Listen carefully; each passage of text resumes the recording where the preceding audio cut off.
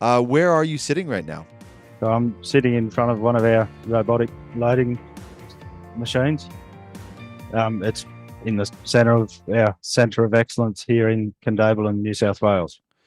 Where does that, if you don't mind me asking, where does a machine like that, where does it originate from?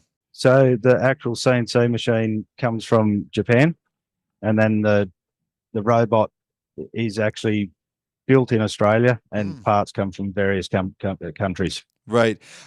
So what does it take to put a machine like that into service? I mean, from concept to implementation, identifying that it's the right machine for what you need.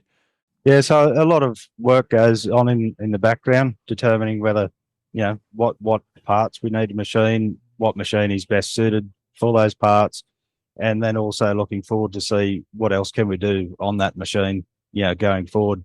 So there's a lot that goes into it beforehand, and then obviously it's an overseas machine, so it's a good 6 to 8 months before we even see it, and Hmm. then there's a week install, and then obviously another 1 to 2 weeks training before you're actually up and operating.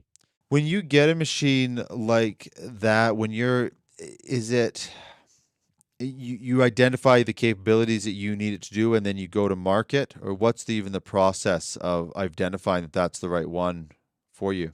Yeah, so I guess, well, in our instance, we started with on manual machines, and then we had one original, very old CNC machine, and our products were only increasing.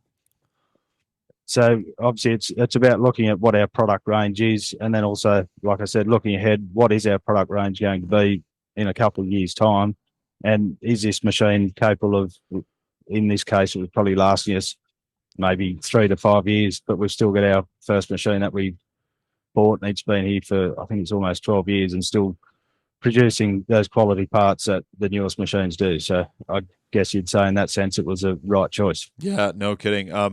I'm a couple of the questions I'm asking are probably going to be obvious to you and probably to some of the audience, but I'm still going to take a swing at it. Is when you implement machines like this, what does it allow you to do? And what I mean is obviously there's efficiency, redistribution of workload, those types of things. Can you just sort of walk us through how it changes once a machine like this comes online in your facility? Yeah, so it is a big change, and it's a big step when you go from not having one of these machines to actually purchasing one and seeing what it can do. So it obviously opens up a whole new world of opportunities, going from, an older machine that can maybe only turn parts, and that's all it can do. These machines are multitasking.